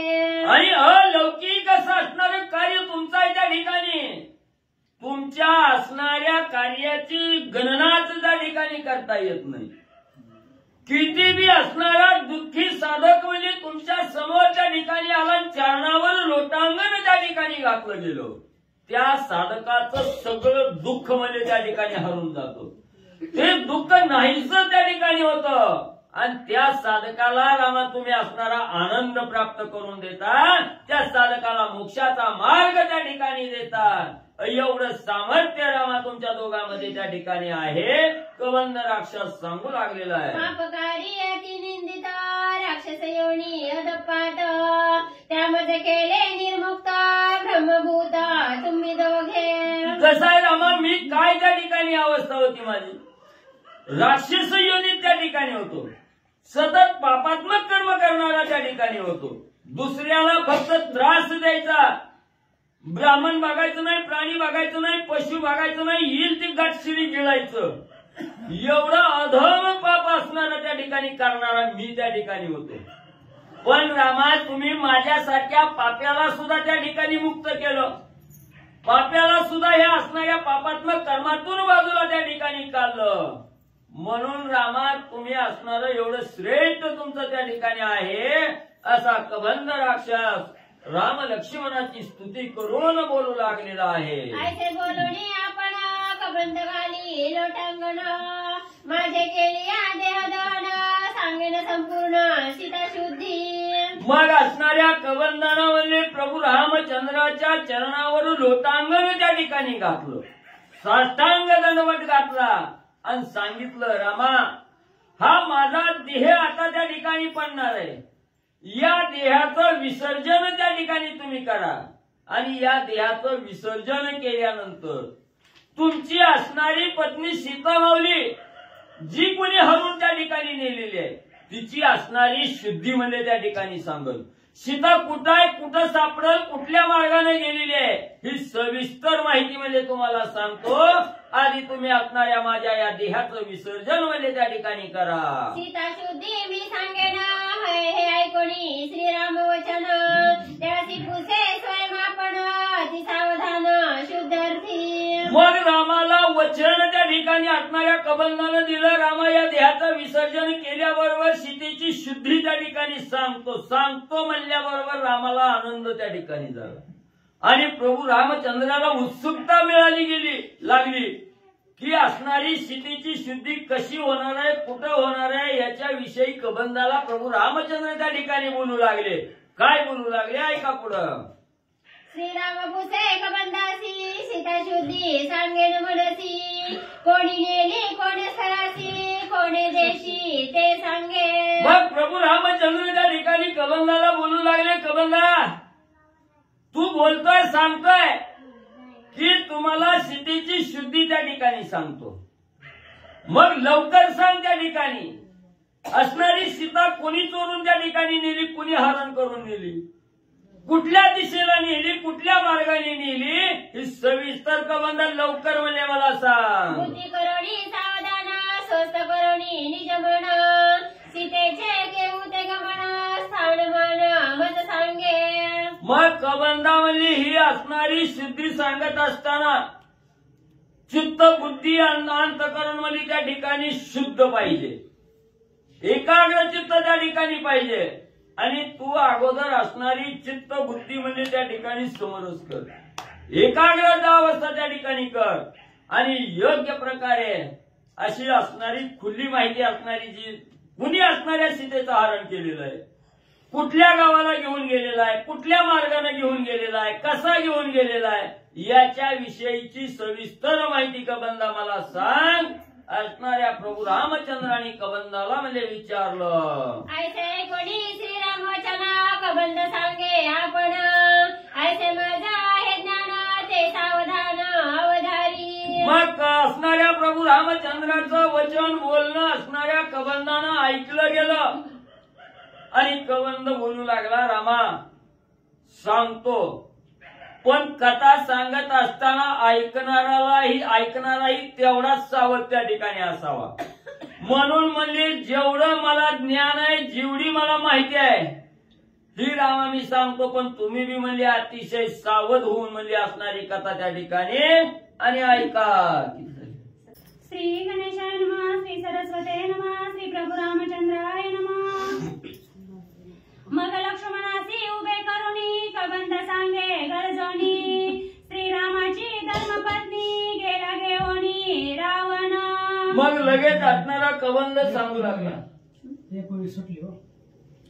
वर्णवाच ऐसे ऐकोनी श्रीराम वचन कबंद सांगे आपण, ऐसे मजा हे ज्ञान ते सावधान अवधारी. मग म्हणजे असणारा कबंद त्या ठिकाणी सांगू लागला की रामा जेवढं मला असणारं ज्ञान आहे, जेवढी माझी बुद्धी चलती तेवढं म्हणजे मी त्या ठिकाणी सांगतो. मग म्हणजे ती सांगत असताना तुम्ही सावध त्या ठिकाणी व्हा आणि मी जी काय सांगतोय ती सावध रीतीनं ऐका. मग लक्ष्मणासी उभे करुणी कबंद सांगे गरजोनी, श्रीरामाची धर्मपत्नी गेला घेऊनी रावण. मग कबंदानं अगोदर सांगितलं, लक्ष्मण महाराज तुम्ही म्हणजे उठून उभा राहा. लक्ष्मणजीला उभा केलं, लक्ष्मणजी उभा राहिले आणि कबंद सांगू लागला, जी प्रभू रामचंद्राची असणारी धर्मपत्नी, तिचं असणारं नाव आहे सीता, आणि ही सीता म्हणजे त्या ठिकाणी लंकेचा राजा असणारा रावण आहे. त्या रावणानं म्हणजे ही असणारी चोरून म्हणजे त्या ठिकाणी घेऊन गेलेला आहे. कबंद कथा सांगू लागला. त्याचे नाव मी ऐकले कानी, परी तो देखला नाही नयनी, तो घेऊता गेला गगनी कोणे स्थानी मी नेने. मग असणारा कबंद सांगू लागला, मी तुम्हाला ज्या रावणाचं नाव त्या ठिकाणी सांगितलं ही फक्त ऐकिवत आहे म्हणजे त्या ठिकाणी ऐकलंय म्हणजे त्या ठिकाणी फक्त कानानं. कसला रावण आहे, काळा आहे, गोरा आहे, केवढा मोठा आहे का बारका आहे, काय म्हणजे त्या ठिकाणी मला माहिती नाही त्या ठिकाणी. आणि दुसरं पुण्य मार्गाने नेली म्हणून विचारतात तर ती कुठल्या दिशेला घेऊन गेलाय, कसा घेऊन गेलाय याचं बी म्हणजे ज्ञान मला त्या ठिकाणी नाही. फक्त म्हणजे राजा रावण म्हणजे घेऊन गेलेला एवढं म्हणजे मी त्या ठिकाणी आणि ऐकलं गेलं. त्याचा वासना निवास कोणे ठाई रहिवास, जनवास की वनवास ते मी निशेष जाणे ना. मग त्याचा आवाज कुठं आहे म्हणजे राहतोय कुठं, निवास त्याचं कुठं आहे, घर कुठं आहे, किंवा तो असणारा म्हणजे गावात राहतोय, शेतात राहतोय का भल्या मोठ्या असणाऱ्या वनात त्या ठिकाणी राहतोय का शहरात राहतोय, ही काही ठाव म्हणजे मला त्या ठिकाणी माहिती नाही. फक्त रावणानं सीता नेली एवढंच म्हणजे मला माहिती आहे, त्या ठिकाणी ऐकलेलं आहे. श्रीरामा माझे शुद्ध ज्ञान ब्रह्मशापे झाले विच्छिन्न, न करिता राक्षस देहाचे दान माझे मज ज्ञान प्रकटेना. मग रामा मला जे असणारं दिव्य ज्ञान म्हणजे त्या ठिकाणी प्राप्त होतं ते असणारं ब्रह्मदेवाच्या शापामुळे ते ज्ञान म्हणजे नाहीस त्या ठिकाणी झालेलं आहे. छिन्न विछिन्न असणारं ज्ञान त्या ठिकाणी गेलेलं आहे, ज्ञान संपलेलं आहे. म्हणून रामा या असणाऱ्या देहाचं विसर्जन त्या ठिकाणी करा, आणि हा देह ज्यावेळेस मी विसर्जित करण त्यावेळेस मला असणारं दिव्य ज्ञान म्हणजे त्या ठिकाणी प्राप्त होईल. अगोदर माझ्या देहाचं विसर्जन त्या ठिकाणी करा. कबंद राक्षस सांगू लागला, अच्छा दवया निज ज्ञान श्रीराम मुख्य देह बंधना, देहाभिमान केली दान ज्ञान विज्ञान प्रांजळ. मग साधकाला असणारं ज्ञान म्हणले त्या ठिकाणी आच्छादन करण्यासाठी किंवा ज्ञान झाकण्यासाठी हा देह कारणीभूत आहे म्हणले त्या ठिकाणी.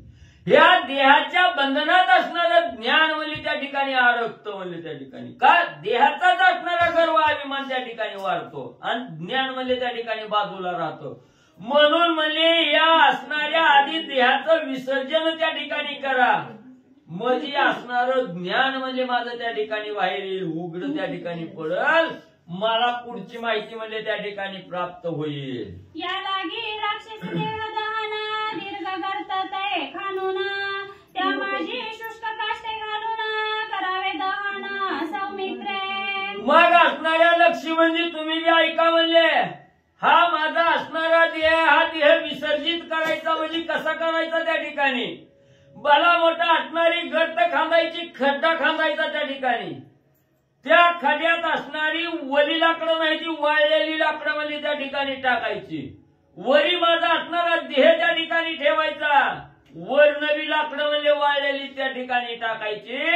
असं असणाऱ्या देहाचं विसर्जन कसं करायचं कबंध राक्षस सांगू लागला. अंतकाळ करी जो मित्रा तयाचे नाम गा सुमित्रा मी तव तुमचे कृपा पात्र श्रीरामचंद्र कृपाळू. मग म्हणजे त्या ठिकाणी हा खड्डा खांदायचा, खाली असणारं म्हणजे त्या ठिकाणी वाळलेली लाकडं, वरी देह पुन्हा त्याच्यावर असणारी वाळलेली लाकडं म्हणजे टाकायची. आणि असं असणाऱ्या माझ्या देहाचं विसर्जन करणारा खरा असणारा मित्र जो आहे, अंत समयी अंतकाळीच्या वेळेला जो मदतीला त्या ठिकाणी धावून येतो, तोच खरा आपला असणारा मित्र त्या ठिकाणी असतो. आणि इथं असणारा सुमित्र आहे, चांगला मित्र आहे. म्हणून म्हणजे ही चांगलं कार्य म्हणजे असणाऱ्या सुमित्राच्या हातून त्या ठिकाणी घडावं आणि असणारा मोक्ष मार्ग त्या ठिकाणी मला प्राप्त करून देण्यासाठी समोर कोण आहे, साक्षात असणारं ब्रह्मस्वरूप असणारे जगाचा जगन्नायक असणारा राजा प्रभू रामचंद्र त्या ठिकाणी आहे. कृपेचा उद्धार असणारा प्रभू रामचंद्र आहे, कृपेचा कोहळा असणारा प्रभू रामचंद्र आहे. त्यांची असणारी कृपा आणि म्हणजे माझ्यावर होईल. लक्ष्मण ऐके सावधान या देहा नाही प्रेतपण श्रीराम हस्ते अति पावन कृपेन दहन करी स्वामी. मग लक्ष्मी म्हणजे ऐका म्हणजे हा असणारा देह आहे, पण आपण आपल्या देहातून ज्या वेळेस आपला प्राण त्या ठिकाणी निघून जातोय त्यावेळेस या देहाला प्रेत असं संबोधलं जातं किंवा मर आहे त्या ठिकाणी म्हणतात.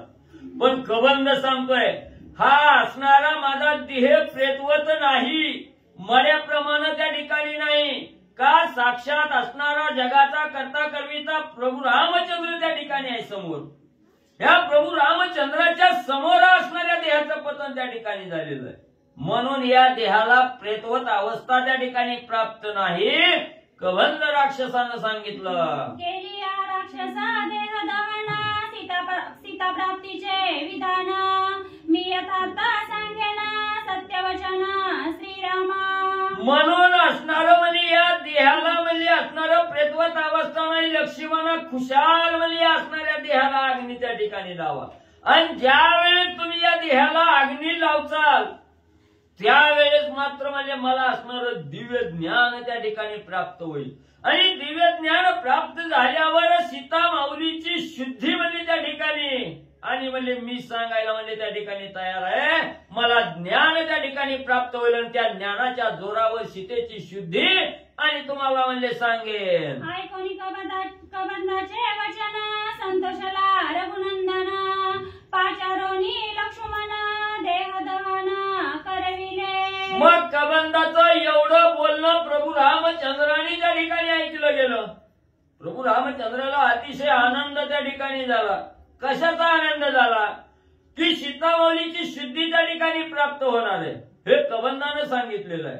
म्हणून आनंद झाला. लक्ष्मणाला बोलवलं गेलं. लक्ष्मी म्हणजे या म्हणजे पुढे आता वेळ लावू नका म्हणजे लवकर या असणाऱ्या कबंधाच्या देहाचं आणि अग्नी लावून विसर्जित म्हणजे त्या ठिकाणी करा.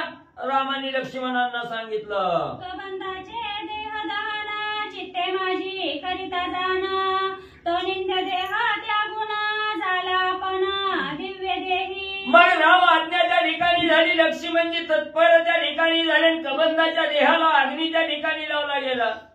ज्या वेळेच्या असणाऱ्या निंदनीय असणाऱ्या देहाला लक्ष्मणाच्या हातून अग्नी त्या ठिकाणी दिला गेला, त्यावेळेस तो असणारा देह अग्नीत जळून त्या ठिकाणी गेला आणि त्याच कबंधाला दिव्य असा देह त्या ठिकाणी प्राप्त झाला.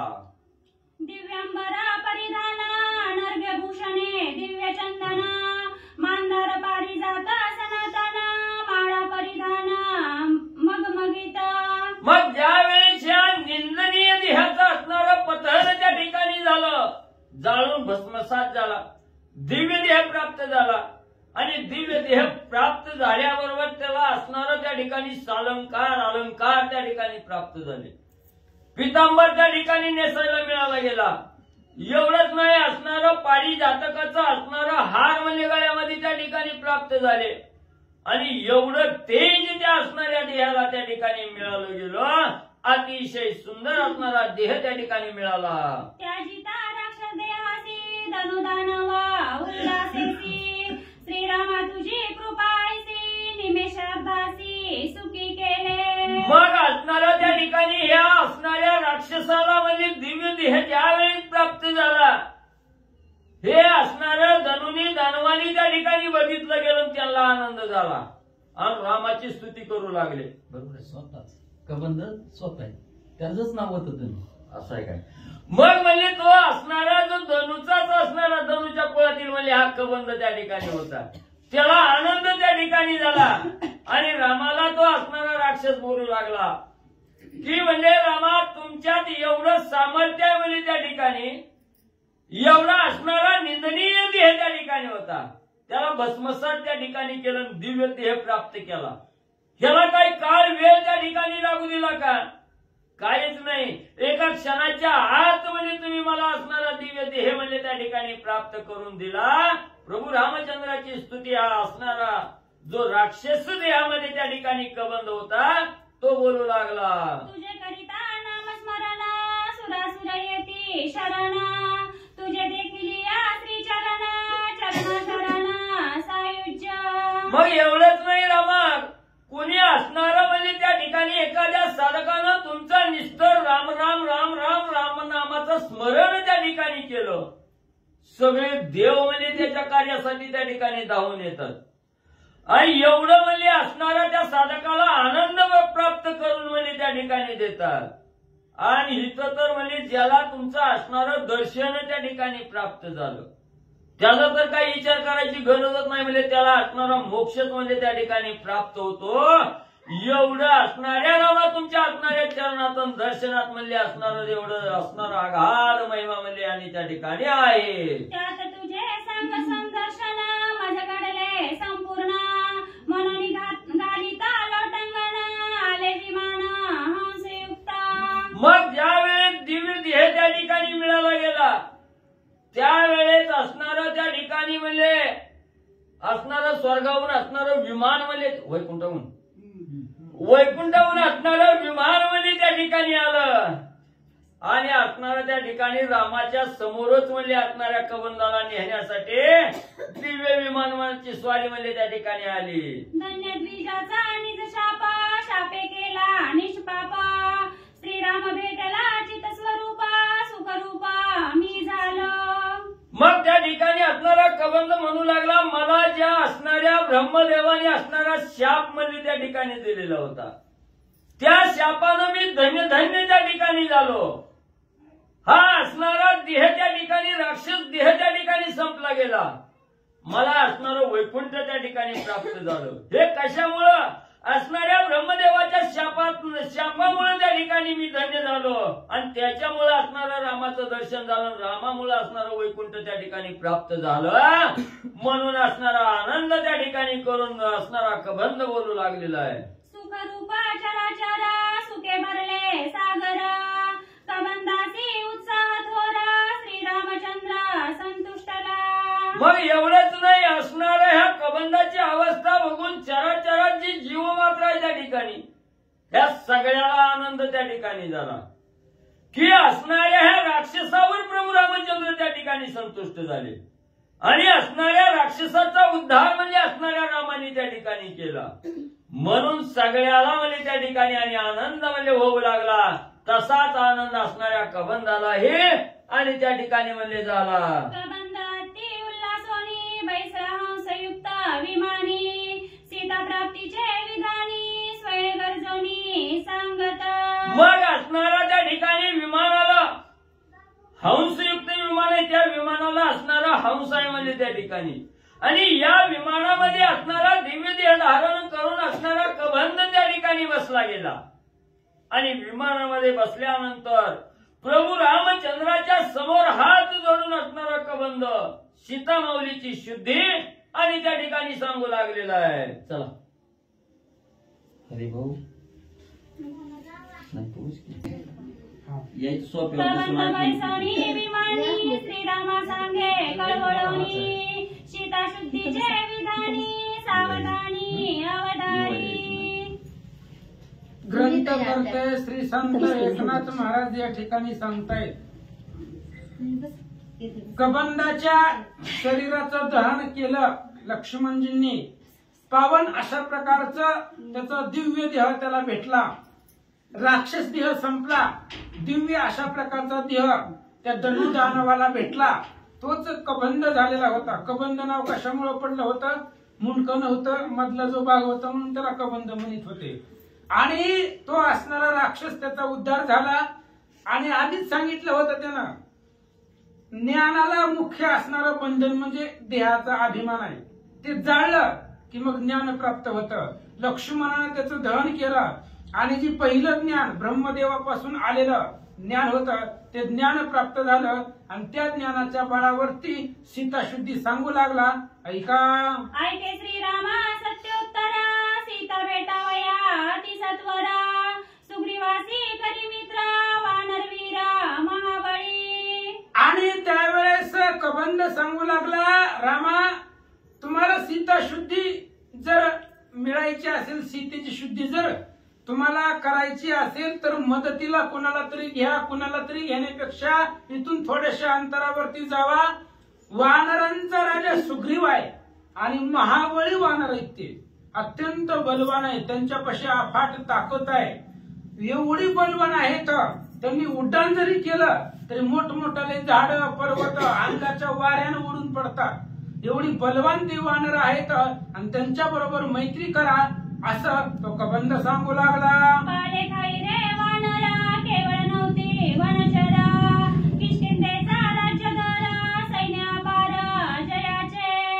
आणि ते वानर म्हणजे फक्त झाडाचा पाला खाणारे नाही. ती ज्ञानेश्वर महाराजांनी पुरावा देऊन सांगितलं, अहो राणीची हा पाले खाईरा नेवाने करविले लंकेश्वरा एकला अर्जुन परी औक्षहिनी अकरा न जिनेची काही. फक्त झाडाचा पाला खाणारी ती वानर नाही ती. आणि त्या सुग्रीवाकडे अफाट सैन्य आहे. किती सैन्य आहे?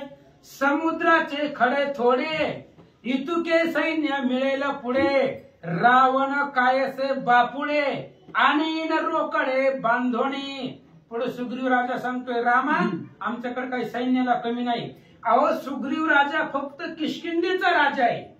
पण ज्यावेळेस रामाचं कार्य असेल देशातली सगळीच वानर एका जागेवरती होतात. बघा 11व्या अध्यायामध्ये कुठून कुठून वानर आले तो विषय निघतो. आणि एवढी अफाट ज्याचं सैन्य आहे, बलवान आहे असा तो राजा सुग्रीव आहे. आणि त्याच्या बरोबर मैत्री करा तो कबंध सांगू लागला. सुग्रीवाचे चौथे प्रधान राजनीती अति संपन्न चौ पुरुषार्थी अति सज्ञान बळवाहन बळिष्ठ. आणि सुग्रीवाचे 4 प्रधान आहेत.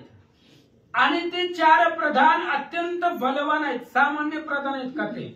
नळ निळ जांबुवंत चवथा प्रधान हनुमंत. अशा प्रकारची 4 प्रधान आहेत. राजनीतीमध्ये संपन्न आहेत. अफाट ज्ञान आहे त्यांच्याकडं. बलवान आहेत असं कबंध सांगू लागला. समानशील योग्य मैत्री एडा नित्य सहकारी तुम्हा दोघा समान सरी तेही अवधारी श्रीरामा. कबंध सांगू लागला, रामा तुम्हाला दोघाला मैत्री करण्याचं कारण एकच आहे. दोघाचं बी एकच दुःख आहे. दोघाचं बी बायका पळवून नेलेले, दोघांना बी राज्यातनं हाकलून लावलेला आहे. म्हणजे तुमच्या दोघांचं जे दुःख आहे ते सारखंच आहे. तो बी पत्नीच्या विरहामध्ये आहे, तुम्ही बी पत्नीच्या विरहामध्ये आहे. तेही राज्य सोडून लांब राहतोय, तुम्हीही राज्य सोडून आलात. जे दुःख आहे ते दोघांना सारखं आहे, दोघांचंही शिळ समान आहे, दोघांकडेही त्या ठिकाणी एक समान दुःख आहे. त्यामुळं एकमेकाची मैत्री लवकर होईल असं तो कबंध बोलू लागला. तुझी भार्या रावणे हरण, सुग्रीव भार्या वाळी ग्रहण, दोघांची अवस्था समसमान, दोघे दीन स्त्री विरहे. तुमची जी पत्नी आहे ती रावणानं नेलेली आहे आणि सुग्रीवाची जी पत्नी आहे ती वालीनं हरण केलेलं आहे. दोघही स्त्रीच्या विरहामध्ये आहेत, दोघही अत्यंत दीन आहेत असं कबंध बोलू लागला. तुझं राज्य त्यागे प्राप्त वन, त्यासी राज्य त्यागे रोषमुख स्थान, दोघांचे दुःख समसमान, अतिदीन स्थिती गती. आणि तुमच्या दोघांची स्थिती, तुमच्या दोघांची गती, तुमच्या दोघांचं दुःख एकच आहे. त्या सुग्रीवालाही राज्यातनं हाकलून दिलं आणि ऋष्यमुख पर्वतावरती तो निवास करतोय. तुम्हीही राज्यामधून आलात आणि वनवासी झालात, वनामध्ये राहतात, म्हणजे दोघांचंही दुःख समान आहे असं तो कबंध बोलू लागला. तुम्ही नरपती सुग्रीव वीर आणि वानरपती सुग्रीव वीर, त्यासी करावा अगत्य मित्राचार, सीता सुंदरी प्राप्त्यार्थी. आणि तुम्ही नरपती आहात, नरवीर पंचानना, नरामध्ये त्या ठिकाणी अत्यंत सिंहासारखे बलवान तुम्ही आहेत.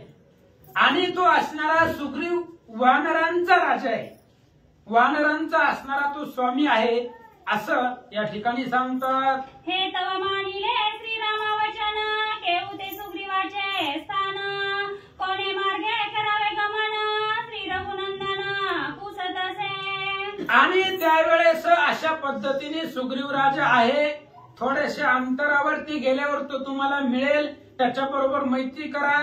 मैत्री केली की तुम्हाला सीता शुद्धी मिळेल, सीतेचा तपास तिचा शोध लागेल. मग रामचंद्राने विचारलं, बाबा तू सुग्रीव कुठं राहतोय, त्याचा राहण्याचा पत्ता कुठं आहे तू सांगा. रामचंद्र विचारतात. कबंध सांगे श्रीरामा प्रती, येण्याचे मार्गे श्री रघुपती, पंपा सरोवराची ख्याती, अति विश्रांती तापसा. आणि कबंध सांगू लागला, रामा याच रस्त्यानं सरळ जावा, लांब गेल्यानंतर ना पंपा सरोवर, तिथं तापसांना अत्यंत विश्रांती आहे. तुम्ही आता तापसाच्या वेशामध्ये आहे.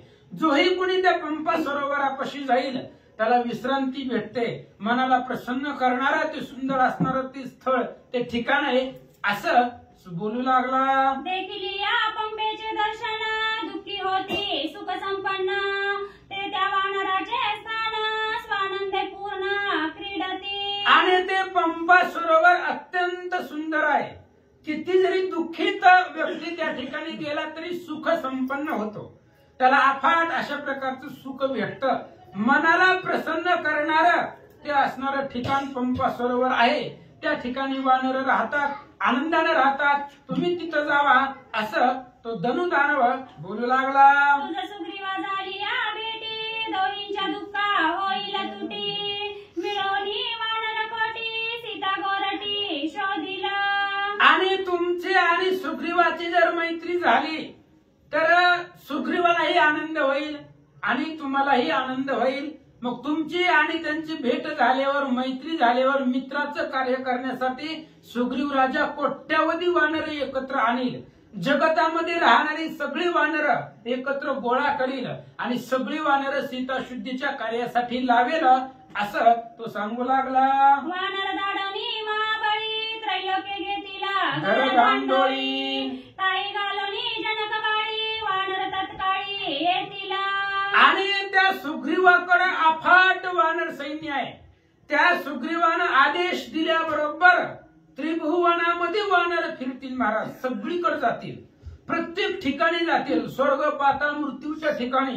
तिन्ही लोकांमध्ये घर दांडोळी घेतील, प्रत्येक घरामध्ये पाहतील आणि तिथं सीताशुद्धी बघतील सीता आहेत का नाही. मग कुठं जरी तुमची जगाच्या पाठीवरती स्वर्ग मृत्यू पाताळ या ठिकाणी कुठेही सीता असू द्या, प्रत्येक ठिकाणी वानर जातील आणि सीतेची शुद्धी घेऊनच माघारी येतील असं सांगतात. सीता विरहे तू आपण, जीवनसेसी गिरी कंदरे वन, तिची शुद्धी वानर गण,